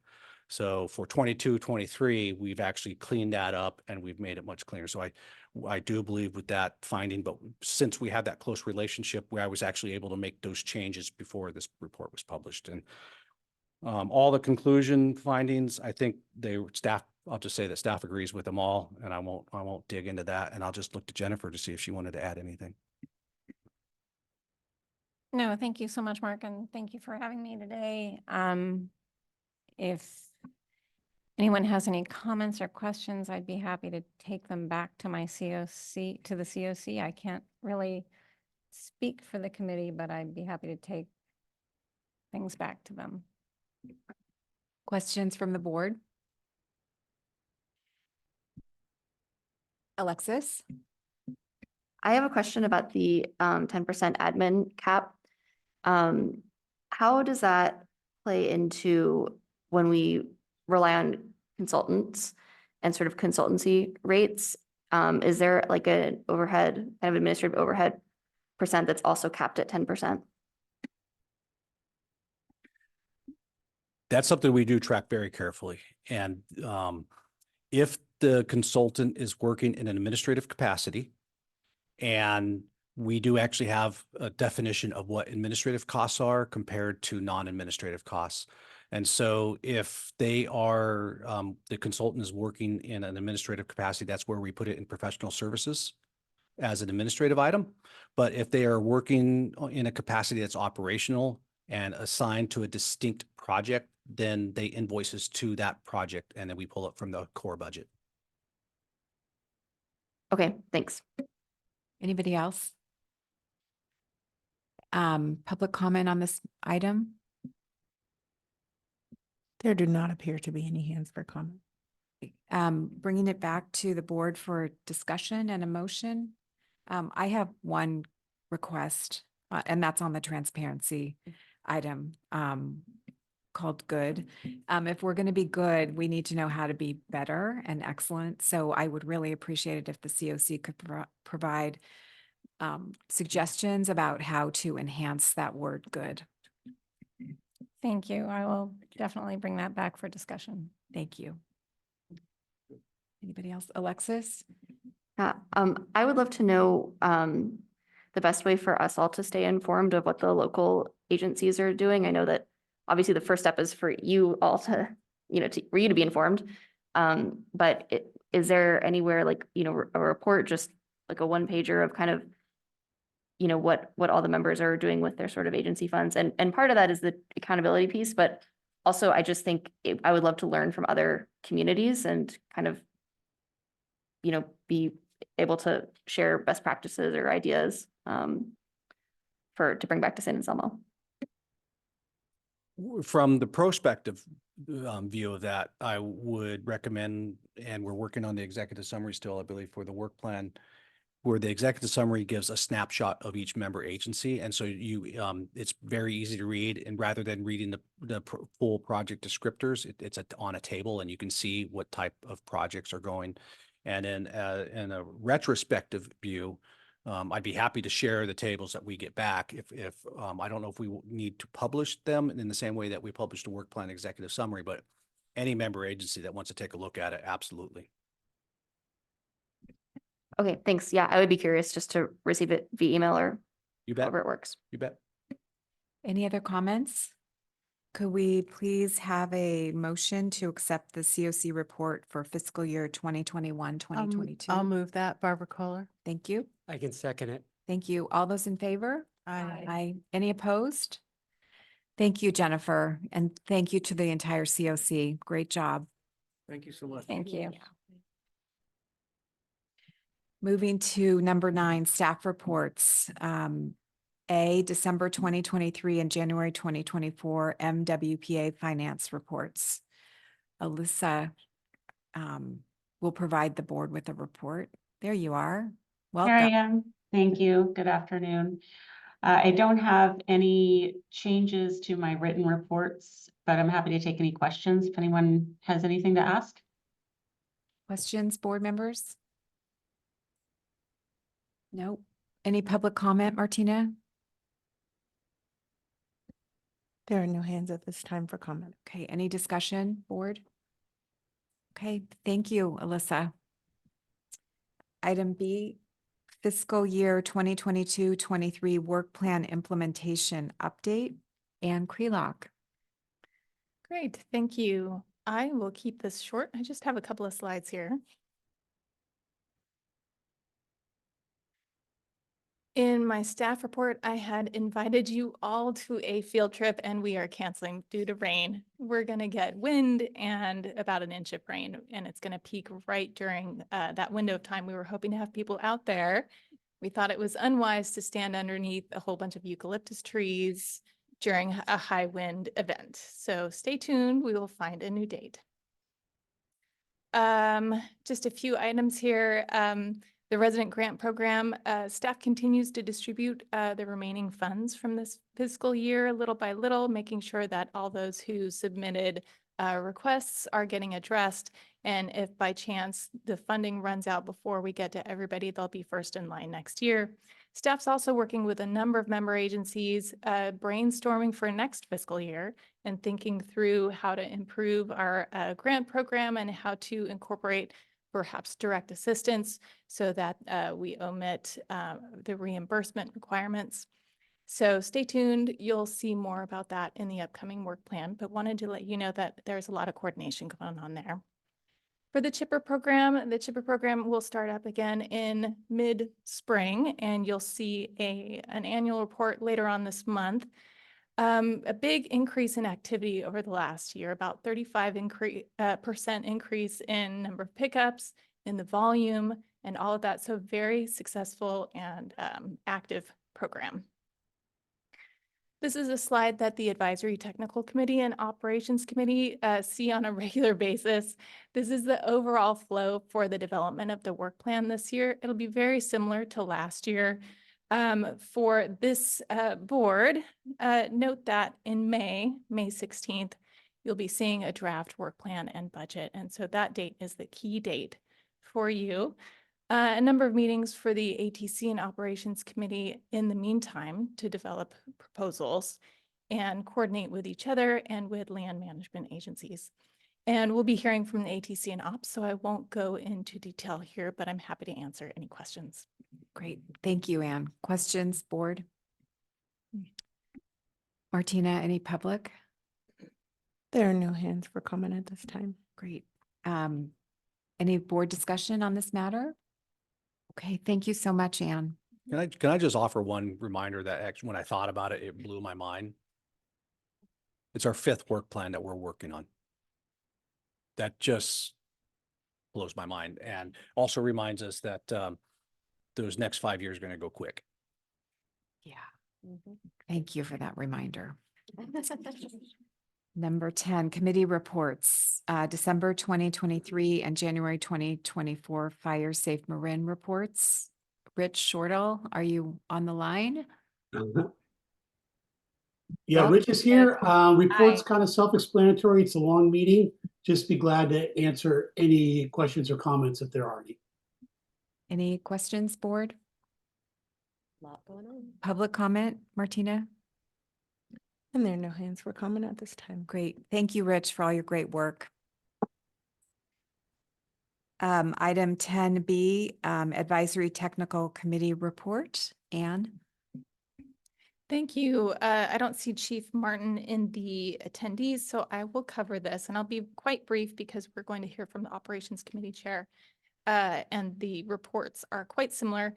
One of the big tasks for the ATC and Operations Committee in January is to elect a new chair and vice chair. So for the Advisory Technical Committee, we've got Chief Rubin continuing on for another year, so big thank you to him.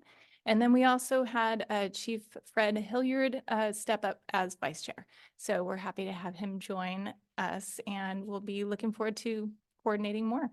And I'll pass that off to Operations Committee for the next item. Let's see if the board has any questions first about that, which I doubt. Any public comment? There are no hands for comment at this time. Great. Any discussion? Okay, let's move on to Chief Tyler, Ops Committee. Thank you and good afternoon. Glad to be here in person to see you all. The Operations Committee has met twice, once in December and once in January, and we were following along the calendar that you saw Anne put up earlier.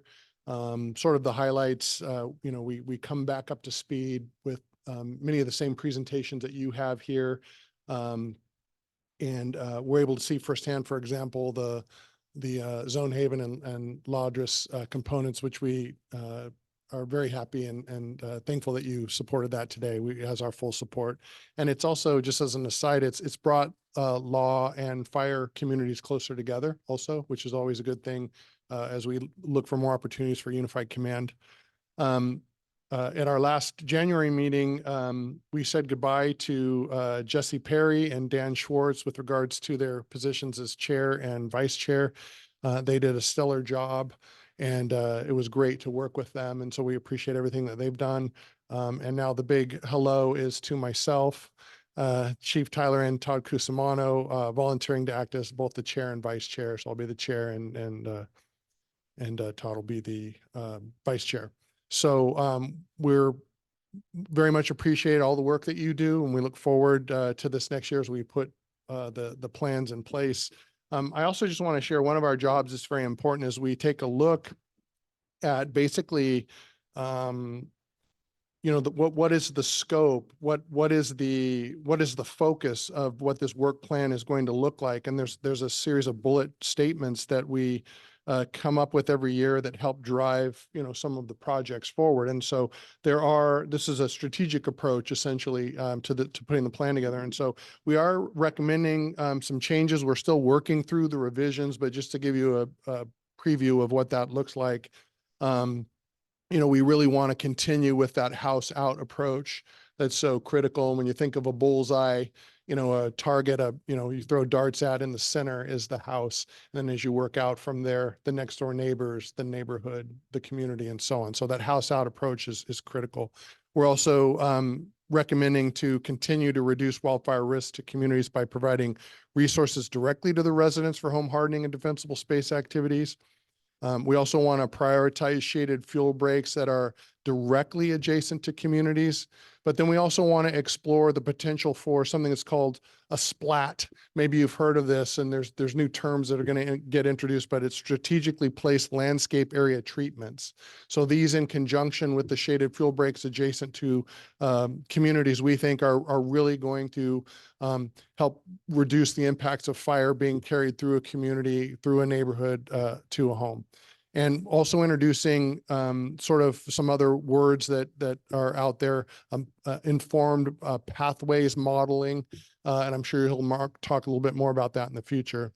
We want to expand the use of prescribed fire, and that means there's got to be a big public education and involvement around the beneficial fire and how that would work.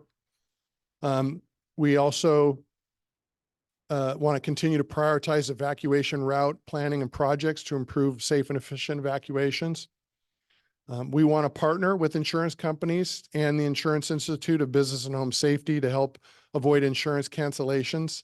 And we want to also try and control the costs for the homeowners. And that's new that we've added. Also, with regards to public education, we want to increase that public education, and particularly to new audiences that we haven't been able to reach in the past. We want to continue to emphasize activities that Marin residents can take, such as the home hardening and defensible space, but with a particular focus on the zone 0. That is that 5 feet right adjacent to the house. That is going to be very unpopular, but that's a paradigm shift that we need to make. And we're going to fail if we can't do that as a community. And if we can't, and we have to be the ones to do that.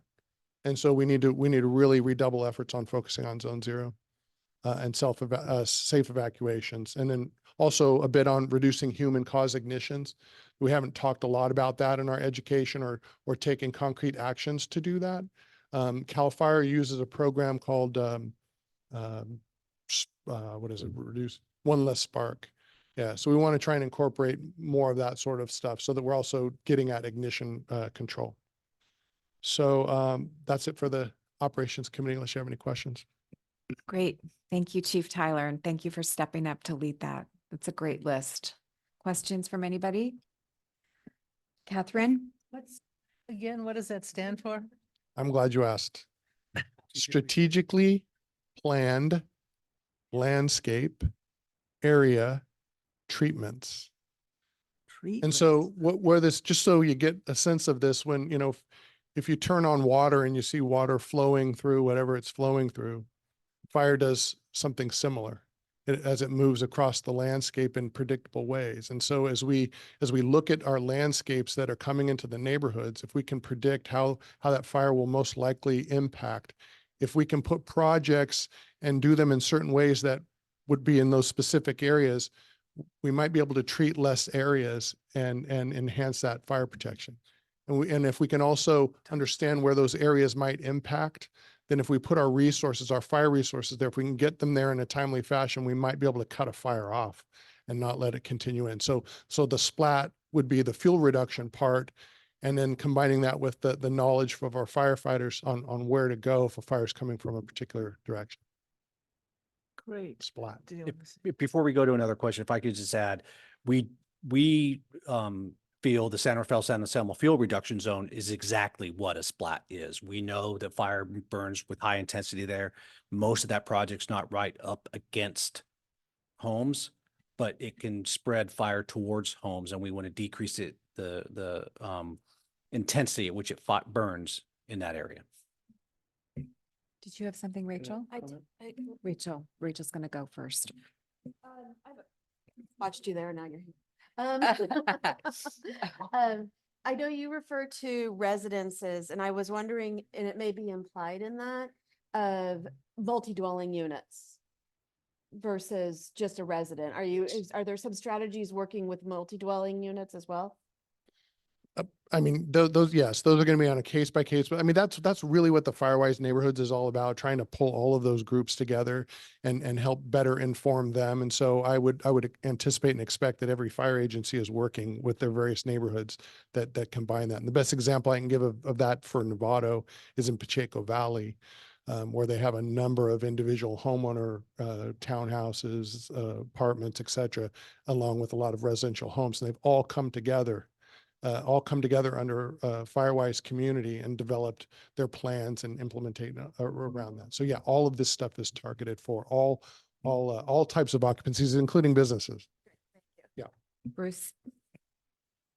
I work with splats with Forest Service. The researchers characterize them the simple way they were speed bumps for fire in practical terms. And the imagery that they used to communicate this to the public was in essence, these are speed bumps. They slow, as Mark said, advanced modeling, fire flow, place fuel treatments to slow the fire down. So there's to allow for suppression. But Bill, I just want to thank you for your presence.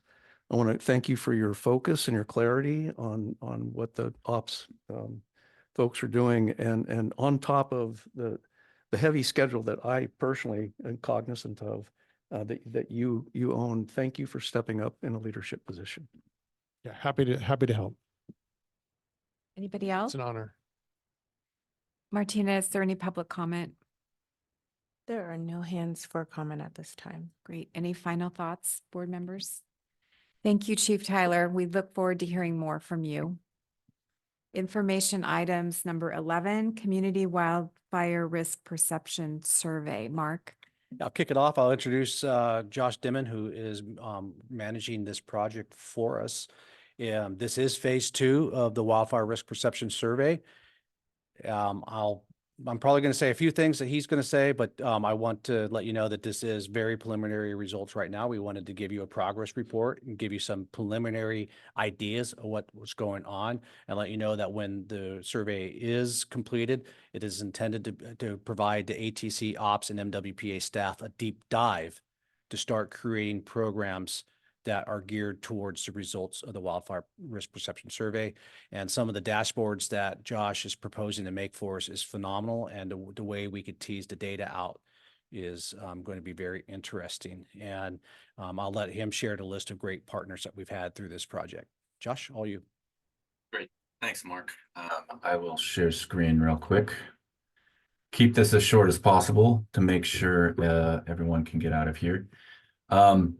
Thank you all very much for having me back.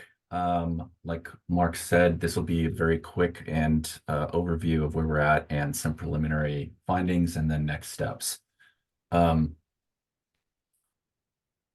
So to remind everyone, part of what has made this process so unique and effective on our end has been this collaboration with community partners that have on-the-ground connections to residents around Marin.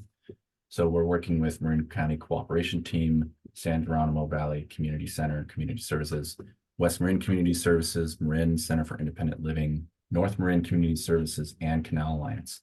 We're managing or working with coordinating with each of these partners to run portions of the survey. Each community partner is responsible for about 300 surveys. San Geronimo Valley Community Services and West Marin Community Services are tag teaming that for West Marin. So they're each doing about 150 each. And it has been these community partners that have really enabled the successes so far in our outcomes. Outside of those community partners, we're also doing surveying in between the community coverage areas that don't have perfect coverage where there's a community partner.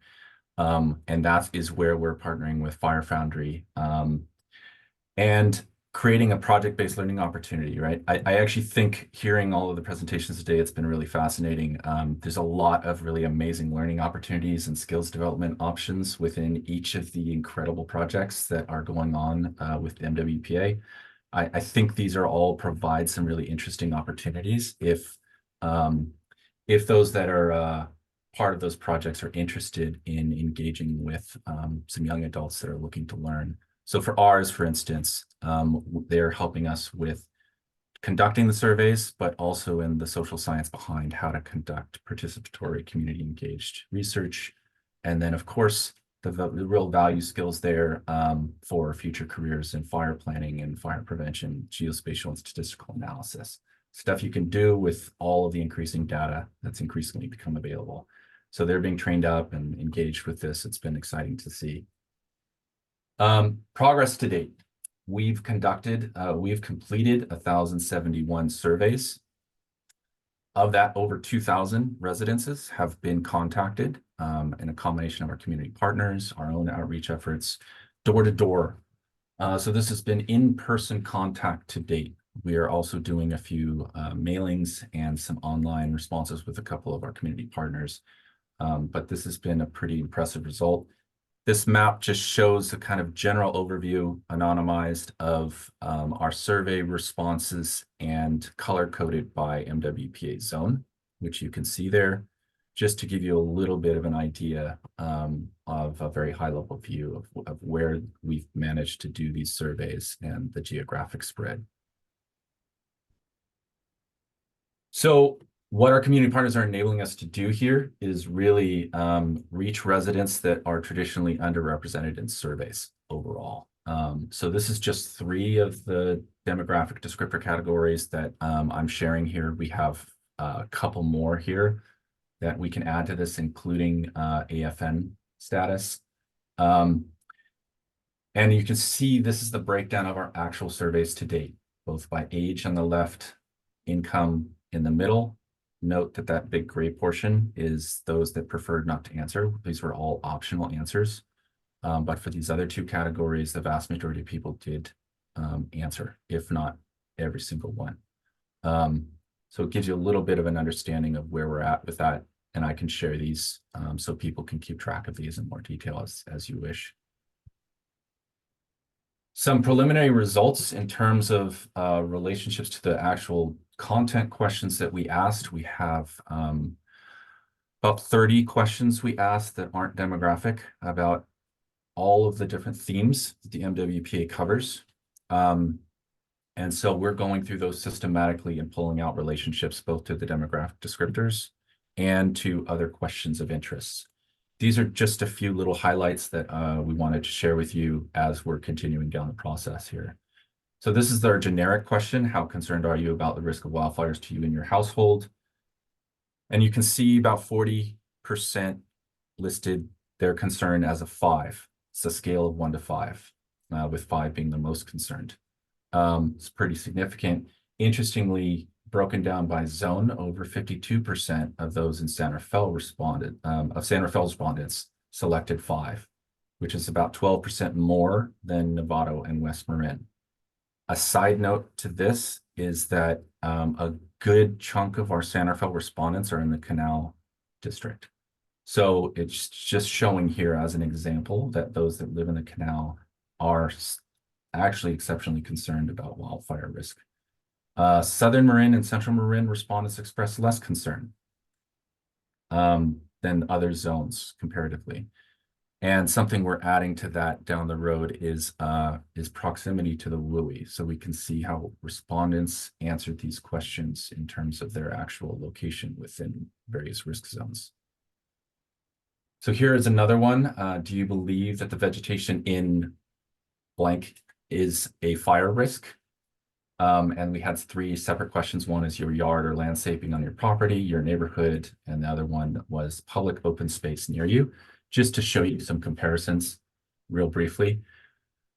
I think this isn't unexpected, perhaps. Those that believe their own yard or landscaping or risks are fewer in number than those that believe that the neighborhood was at risk or public open spaces near them. both of those latter two about almost 50%. An additional one here, how concerned are you about getting out of your home? So connection to the evac work that's going on. About 37% showed significant concern, level 5 concern over getting out of a home. One of the interesting sub-findings here is that the age groups that we asked this in age buckets, the age demographic question, not specific age. So the buckets of 30s, 40s, and 50s selected 5 most concern as their level of concern, which was 10% more than most other age groups. The age group that expressed the least concern was 65 to 74. In talking with Mark and Charlotte about this, it's interesting to note that these 3 buckets, 30 to 39, 40s, and 50s, are, effectively where you'd have school-age children in the household. And so this is very much likely due to perhaps children and that concern. Another one here is, how concerned are you about getting or keeping wildfire insurance? Again, connecting to other topics of the day. And overall, we have almost 50% of respondents answering 4 or 5. So concerned, which is expected. One of the another interesting drill downs in the data here is that renters among our respondents were only slightly less likely to select 4 or 5 as their level of concern compared to homeowners.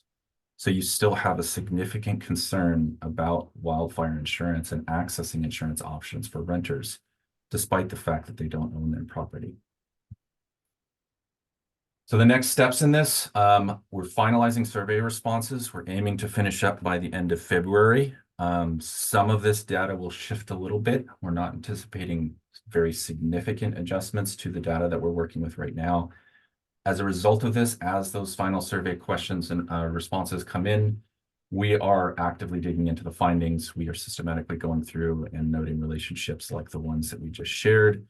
And we're doing that through the creation of interactive dashboards. And these are what we would really like to share and sit down with ATC and MWP staff and FireSafe Marin to explore in some collaborative sessions, because we think there's some interesting patterns that can emerge here with the expertise that comes from those groups.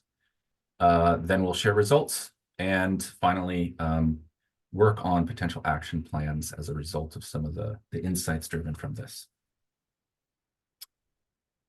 And that is the very quick overview of this. Thank you, Josh. That's great. Questions from the board? Yeah, Bruce. Is this the first survey of its kind? I know that previously, several years ago, we saw some data from, I think it was FireSafe Marin, in regards to the awareness of risks in Marin, and it was, the data said that fire had now become up par with awareness of issues around education, and Marin 95 or 98% of the residents held those issues as important. So this looks like a different survey. Do we have any base data to compare this to, or is this one of its kind that will be repeated? Do you want to take that, Mark, or do you want me to tackle that? I'll take it, Josh. The FireSafe Marin survey was kind of more generalized, and we did work with FireSafe Marin on the shaping of these questions. These questions are really based on the perception of the risk and what actions and what creates that risk. And we do believe, as far as the way this survey was framed and presented, we don't have a baseline. This is creating the baseline for us. And then we intend to follow up with additional surveys, but we also don't want to create survey fatigue. So we're trying to find the right schedule. Okay, yeah, and just secondly, just the results are surprising to me. Several data points, really. One is the age issue, and makes me think that we need AARP here in the room to write an article. I read it, really. And secondly, that the lack of awareness regarding the potential for the vegetation on your parcel to be a problem, that seems completely contrary to our essential message we've been delivering for 4 years. And so we have some work to do here. This is not a question, it's a comment. Yeah. So I'm shocked by it and just disappointed. And it really says that we need better avenues, venues for communication, and to accelerate what, with who, when. Is it the Hill Senior Center? Is it the what forums exist where you can actually target the older age group? And I'm really surprised by these results, and frankly disappointed.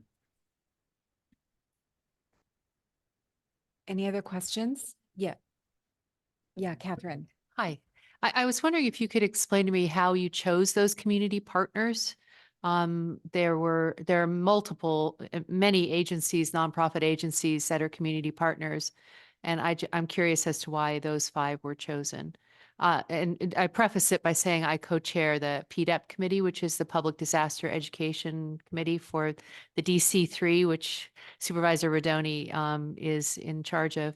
And one of my co-chairs is Adriana Rabkin, who is in charge of the Marin VOAD, the Volunteer Organizations Active in Disaster.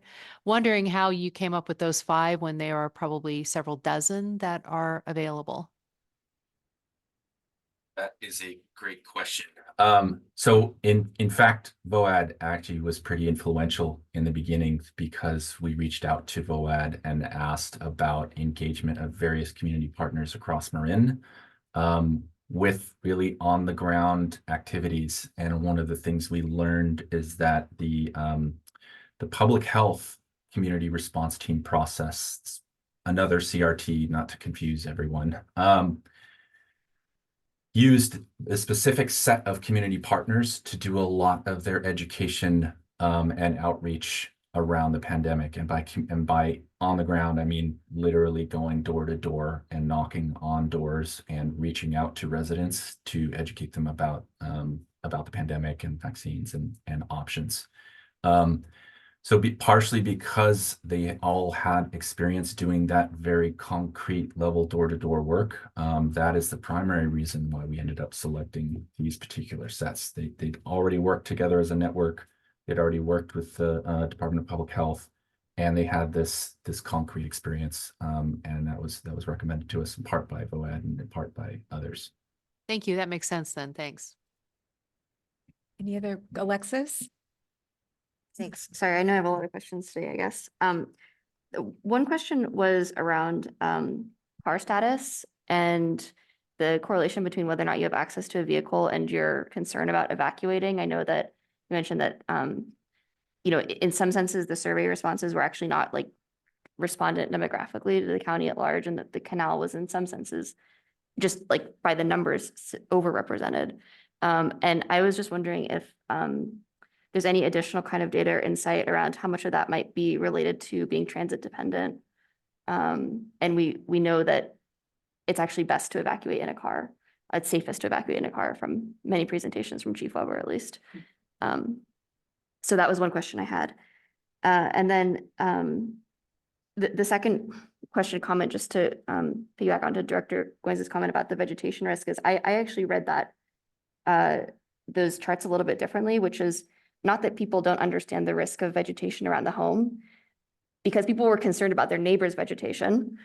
They were just terrible assessing their own vegetation. And so to me, it's not that people don't know about, the zone 0 and the around the home vegetation. It's that we're just terrible at assessing our own status with respect to that. And so I just had, questions around that distinction and thoughts about how we might help people be better judges of themselves. And great questions. So yes, some of the questions we asked further on that will make it into the final analysis and dashboarding options are, we did literally ask all of our respondents the number of cars they had. And then we asked another question, which we hadn't seen asked very often, which is not just the number of cars, but how many people could safely fit into the number of cars they had accessed. And by cars, we said working vehicles. So we have the data on that, and we can compare those responses to the zones and to even to the particular community partner survey results so that we can understand and drill down into those reasons a little bit better. So that's a great point. I mean, clearly the canal in our partnerships has expressed that in our focus groups last year as well. The veg risk home, your own vegetation risks, neighbors, and then open space. I mean, I think you're right on point there. We have some additional descriptors and things that we can look at.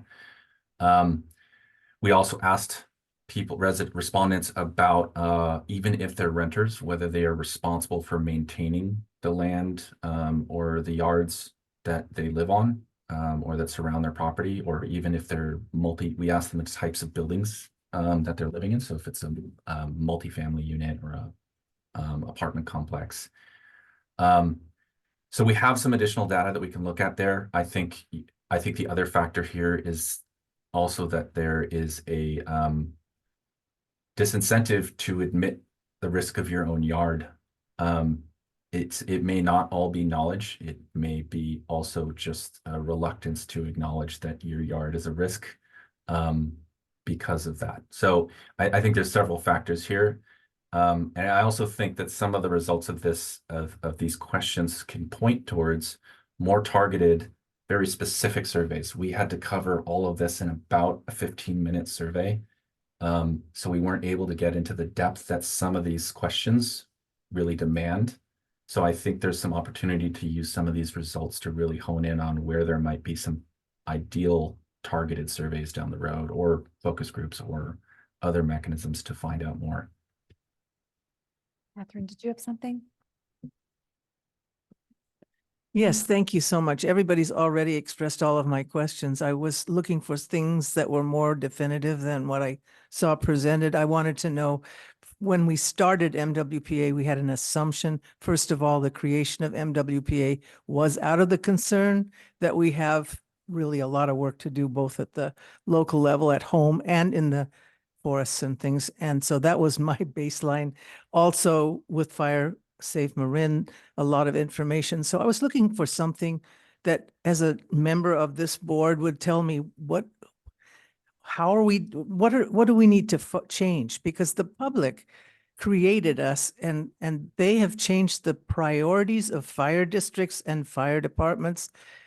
That's what I was hoping to get out of, well, not in this first step perhaps, but that kind, like, yeah, and also some of your explanations were counterintuitive for me. I'm sorry, I'm being so personal about it. But I think your explanation after the questions were asked, those were the details I would have liked to have seen in the presentation, like the number of cars you own and how many people can be transported in these cars, as opposed to the big overview. So maybe next time you can give us some more specifics. Josh, I'll take that. And what I asked Josh for today was a progress update. So these are not the final results. We know that we have far more results and far more in analysis. We just wanted to give you guys a progress update. Hey, anybody else? Martina, is there anyone from the public who wishes to comment? There are no hands for a comment at this time. Any final thoughts from the board? Josh, thank you. We look forward to the ultimate report. Thank you. Thank you, Josh. Thanks, Josh. Number 12, board members' request regarding future agenda items. Anybody? Number 13, we are adjourned at 5:05. Thank you very much. Good job.